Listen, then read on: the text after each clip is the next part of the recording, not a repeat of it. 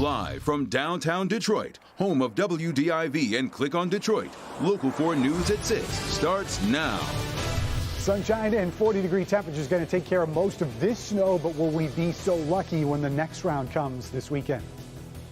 It is one of those Detroit traditions. Indiscriminate gunfire to ring in the new year, causing trouble yet again this year. We'll tell you where and how. And there's controversy tonight surrounding a photo showing Detroit firefighters posing in front of a house engulfed in flames. Tonight we're getting reaction from the public and from the fire department itself. Yeah, as you might imagine, because this photo, which we're told has not yet been verified by the department, was apparently taken just last night. Victor Williams has been working this story for us. And Victor, it's very strange to see all those smiling faces with that fire burning so hot right behind them. Yeah, absolutely. It seemed like the photo was taken originally with good intentions, but it's the timing in which this photo was taken that has some people asking about the priorities of the fire department here in Detroit. Wrong place, wrong time for sure. A DFD crew is under fire this evening for taking a photo at the scene of a house fire that broke out into flames shortly after the start of the new year. I just think if they're on duty like that, they shouldn't be posing in front of a house that's on fire. They need to be worried about who's in the house and putting the fire out. Somebody could be hurting there, a kid, anybody. I think they should get fired. The home was vacant, but we're told the picture was supposed to be a sentimental moment for Battalion Chief Gary Fisher, who was retiring. Still don't matter. You still should put the fire out and then celebrate. That's how I feel. Maybe the chief could have took the picture while they were putting the fire out. Tonight, this is all that's left of the house. Apparently, the flames were so high that firefighters couldn't fight them from the inside and could only treat the blaze from the outside defensively. Regardless, Catherine Johnson believes the firemen could have used their time more wisely while on the scene. They gonna let it burn? That ain't fair.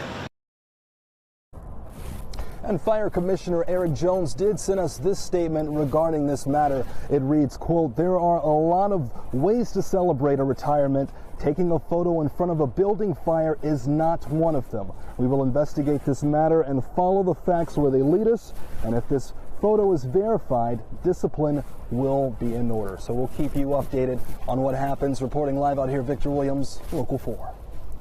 Victor, as for the fire itself, is there information on what may have started that? So from what we understand, there are a lot of vacant homes out here on Green Street. And right now at this point, it's still an investigation. No telling what could have happened here. Okay, thank you, Victor.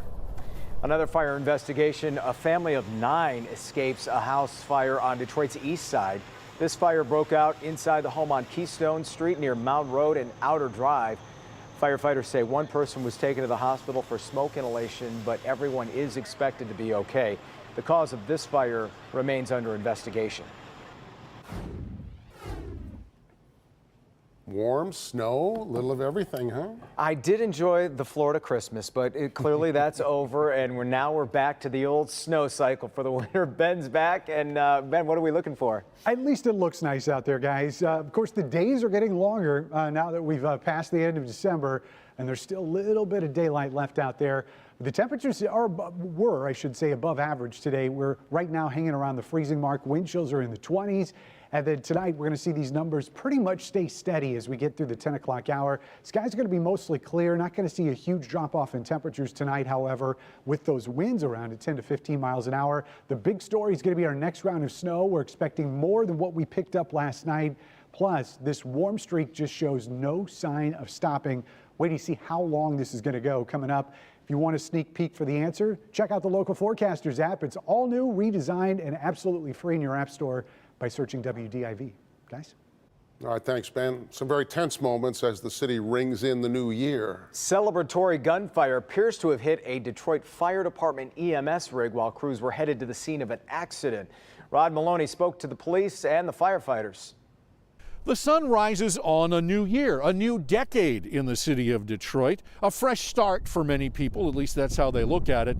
But in the city of Detroit, there's something very old and long-standing on this day, gunfire causing trouble. This is what the city of Detroit sounded like in and around midnight New Year's Eve, the rat-a-tat-tat crackle of celebratory gunfire aimed in the air. Quickly, Detroit 911 dispatch heard this call. We just got hit by a bullet. Indeed, what goes up must come down, and it did here on I-96 in the Davison as a Detroit EMS unit sped to an accident on the Lodge. We're fine. It hit our window. Detroit Firefighters Union Vice President Bill Hart says the crew made it sound like no big deal, but they had glass all over them. He had to get out. They'd, brush the glass off of them. Here are pictures of the damaged EMS unit. The windshield pockmarked, but no hole. Detroit fire repair crews said that they thought it was a rock that struck the windshield. But Hart says there were no other vehicles near or around that rescue on the highway. The concept that this was a rock is really ridiculous. And ridiculous has long been Detroit Police Chief James Craig's assessment of this Motown New Year's tradition. There's no place in the city of Detroit for celebratory gunfire. Repeated campaigns of hugs not bullets and bells not bangs haven't curbed the practice. It just doesn't seem that that's getting through, and we've had fatalities in the past and individuals injured. Whether it was a rock or a bullet, the Detroit Fire Department is telling us they're just happy nobody was hurt. And considering that there was a police report filed, they're going to follow up in the days to come. In Detroit, Rod Maloney, Local 4. All right, Rod. In years past, Detroit EMS units have been pulled from the street in the 15 minutes before and after midnight on New Year's Eve, but the department knows its crews need to be available for calls at that time. West Bloomfield police arrest an armed man who barricaded himself inside a room at the Hampton Inn. A 37-year-old man was arrested after an 8-hour standoff. It started with a 911 call and a woman was screaming. Witnesses told police they saw a naked woman running through the hotel lobby. Officers say the woman's husband was their suspect. We're told the man and his wife were in town for New Year's Eve partying. Investigators believe alcohol played a part in the situation. Farmington Public Safety is looking for the owners of 3 dogs found on New Year's Eve. Here's a look at those dogs. They were found running loose in Farmington without tags or chips. Public Safety there also says they haven't gotten any leads from posting about the dogs on Facebook. So we put it out to you. If you recognize these dogs or might know who their owners are, you're asked to call Farmington Public Safety. The Potter Park Zoo in Lansing is leaving it up to you to name a new baby black rhino. Oh, that's dangerous. I don't know. The baby boy was born on Christmas Eve to its mother, Dopsy. Only a few black rhinos are born in the U.S. per year, making this arrival a very special one. There are 6 finalists for the baby's name: Enzi, Azizi, Jali, Bosch, Mossy, and Reggie. Just Reggie in there. Anyone can vote by donating $5 to the zoo. You can find all the voting information at our website, clickondetroit.com. Shopping is over, but now begins the season of returns and exchanges. Every store has different rules and policies, information you need to know that is sometimes buried in the fine print on the receipt. Yes, it is, and you never know. Our consumer investigator, Hank Winchester, has information from the experts on how to navigate those store policies. The shopping is all done. The gifts are now open. Now it's time to talk returns, exchanges, and big deals. And tonight we have important information for you. Maybe the sweater you got is the wrong size or just not your style. So let's talk returns and exchanges. First, don't wait to check the receipt. There may be a return or exchange deadline and it's likely approaching. Return policies usually average 14 to 30 days after you made that purchase. It's really important that you don't treat refunds and returns like they are, universally accepted till the end of time.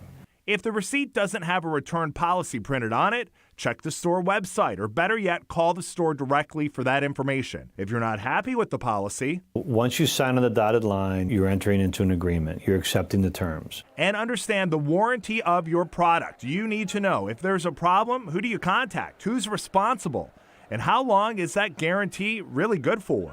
Too many times we hear something has a lifetime warranty or a lifetime guarantee, and we think it means our lifetime or the lifetime of the oldest tortoise in the world. And what it really means is the lifetime of the product, and that can be defined elsewhere as much shorter. If a holiday gift does break, your first thought may be to take it back to the store. But try getting in touch with the manufacturer directly. They'll probably be able to help you out right away, cutting out the middleman. And I'll put all the shopping information you need to know right on the Help Me Hank page at clickondetroit.com. I'm consumer investigator Hank Winchester. Back to you.